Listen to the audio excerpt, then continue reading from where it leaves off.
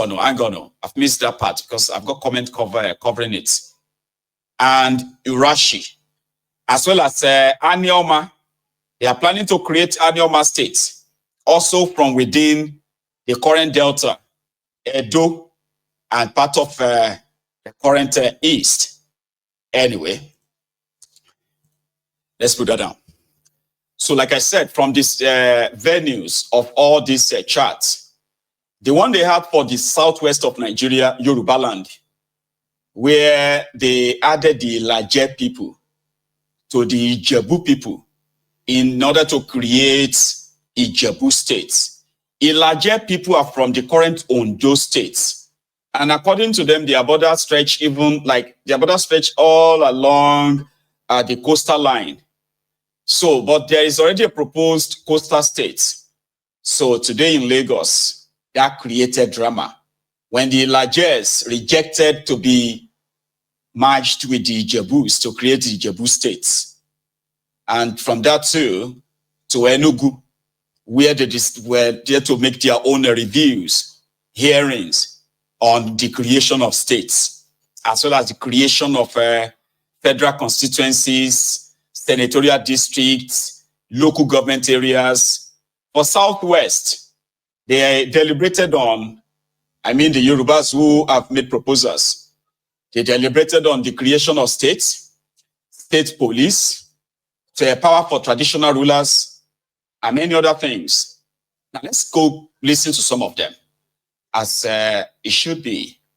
To some of us who have been very not comfortable with that sound at the background of the videos, now it is my own little way of reducing people reporting my channel, because they can't report this that I'm doing right now, but they can report any adjoining clips. Right? Even if I am covered under the fair use rule of this social media. But when I have to so what I need to do is to kind of find better soothing and sort of a sound. So for now, please bear with me, okay? That's why you always hear that sound, okay? Right? So it is better safe than sorry. Yeah? Thank you. Now let's go listen to some of them. In their deliberation today, the end of that the end of that deliberation is going to be like that of the national conference, when people make proposals on the kind of government they wanted, the kind of laws that should govern Nigeria and all that, and it is gathering dust on the desk of the successive governments in Nigeria. So Kalu is doing his own right now. And trust me, if the people says, okay, yeah, this is he might just tell everybody that he will do it once he gets his second term. But what are they discussing? Let's go to the halls. First in Lagos, the venue is somewhere called Shena Chris West or something hotel in Ikeja. Let's start with this. In governance, we are all aware that their roles were eroded by the advent of colonialism, when the whites came and they rubbished our traditional institution. But at the same time, we are saying we should tread courteously while doing that. We have seen kings that are on the throne because of land season. In Ogun State, we call them Awamba Ajagungbale. So even if these rules are granted, our traditional rulers, we are saying they should stand in position of honor, in position of dignity, in position of respect. And on he for she, we stand by gender sensitivity. We are here for she houses of assembly. You can see that Ekiti has a female deputy speaker, Ogun State has a female deputy speaker, a female chief whip. We always give recognition and honor to all our female colleagues. Though we see there are no females in the House of Assembly, but we attend towards the Abbey, so we stand on this. To this end, my leader, distinguished senators, these are our stand. But let this one resonate that we stand by you in all you do to make Southwest great and great again. My deputy speaker here will come up and will present the position of the chairman of National Conference of Speakers and the position of Oyo State. They have a presentation. But you see, state policing, because we know that it is going to be a very great catalyst and panacea for security, to curb or to eradicate all our security challenges we have in this area, in this part of the country, be it banditry, be it Fulani or herdsmen or whatever, that if we have state police, we will know one another and we'll be able to know who to hold responsible for what and which. And we stand. Did you see that guy beside him when he mentioned maybe it is, be it Fulanis, whatever they are called? Do you see that guy that looked at him like, no, don't say that here. Don't say that here. Yet everybody knows. Everybody talks about it. Everybody knows why people are more agitated right now to defend themselves against the Fulani terrorist invasion. The driving force. Right. Those lawmakers. There are also others. Enable regional integration and development commission, especially for the Southwest, to coordinate interstate railway, power projects, and economic corridor. Creation of new state. We are also adding our voice for the creation of the new Ijebu state from Ogun State, Lagun state from Lagos State, Oke-Ogun state from the Oyo and Osun state. This will address historical balanced representation, promote administrative efficiency, deepen grassroots participation, and bring governance closer to the people. We add our voice to the constitutional recognition of the LCDs in Lagos to full-fledged local government area. This will facilitate direct allocation and recognizing the unique population density and urban complexity of Lagos. It will really help in order to integrate democracy. We are also loudly clamoring for the increase of Oshofe and Ikorodu federal constituencies to 2 federal constituencies. Oshofe and Ikorodu federal constituencies in Lagos State should be increased to 2 federal constituencies. State and community policing. The construct will be amended to allow for state control police, and we know that there's process going on it. And there should be legislation to empower security outputs such as Amotekun Social Vigilante Group in order to strengthen community security in our grassroots level. Cultural, tradition, and language reforms. We advocate for a constitutionally backed National Royal Council composed of first-class king and high chief. The National Royal Council function as fundamental chamber to the Senate and other national institutions on cultural, communal, and interethnic matters. Duties including heritage promotion, communal dispute resolution, traditional justice system, and local development advocacy will be part of their assignments. Remuneration, protocol, and responsibility of traditional rulers should be clearly defined in the Constitution, meaning that our royal father, our father, they should be given more constitutional role to be able to be effective in our community development and administration because they are the closest people to the people, and we want the constitution to address the issue of their remuneration, taking care of the palace upkeep and their domestic needs in order for them to be very, very effective in the traditional administration. Cultural and language protection. Enshrine the Yoruba language as an official medium in the Southwest states. Mandate Yoruba language as a compulsory subject from early education to junior level and senior. Institutionalize the wearing of native attires as official public dress code every Friday and every Thursday and Friday. Establish Yoruba Heritage Commission to protect cultural assets, promote festivals, restore monuments, and collaborate with organizations like UNESCO. Creation of National Council for Young Adults. Creation of National Council for Young Adults is a very essential need in order to serve as a bridge between the youth and elder policy circle. Advocacy of employment. And there's more, but just because of our time, all right?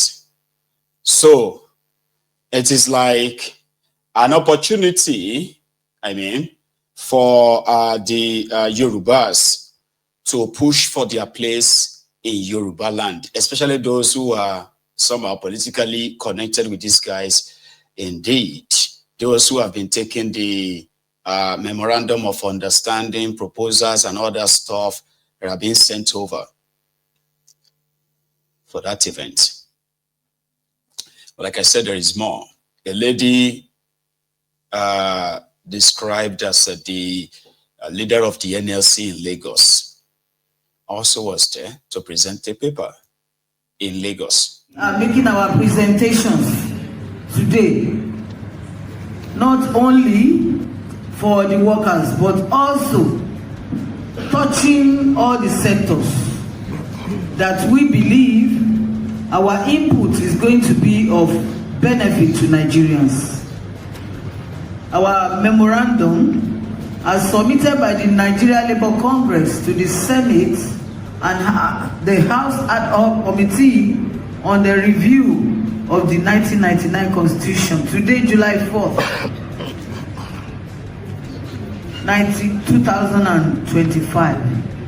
We are only going to touch briefly because there are many issues. As you can see that this book is heavy.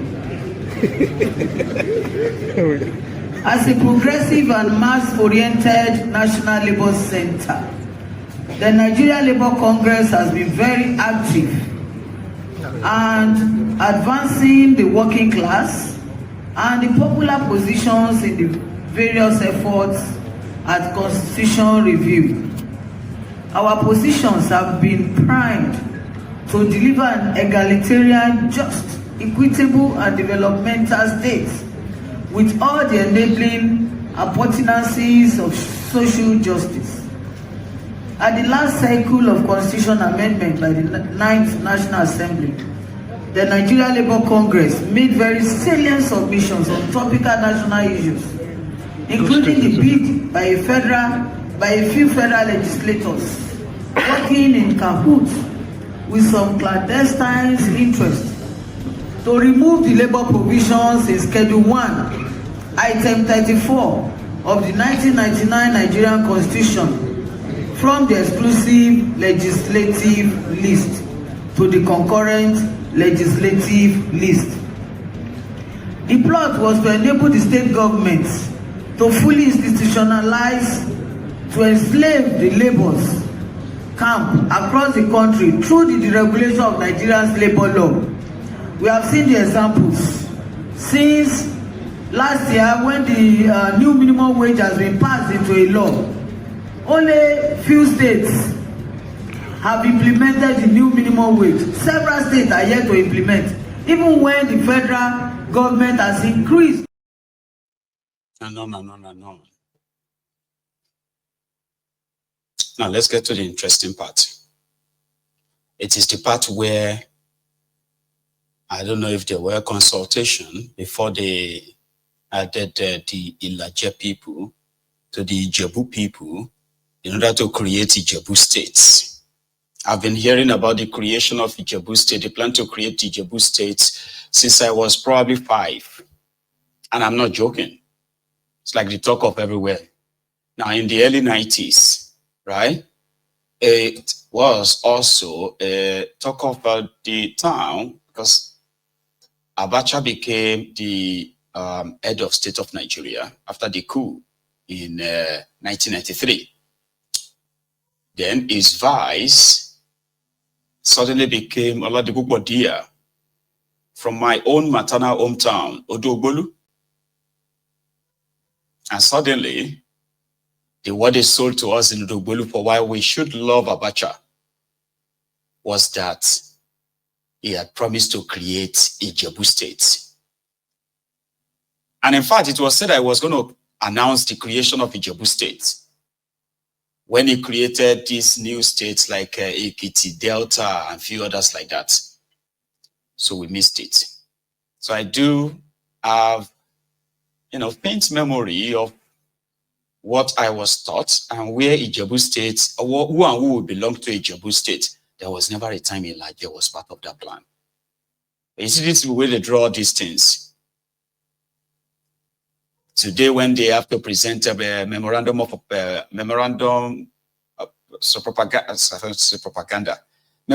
understanding, the Ilaje people rejected the offer of being merged with the Ijebus to form Ijebu State, and this is their reason. Yes, apart from that, sir, there are some documents that are in his possession, which ordinarily should have submitted along with this memorandum today.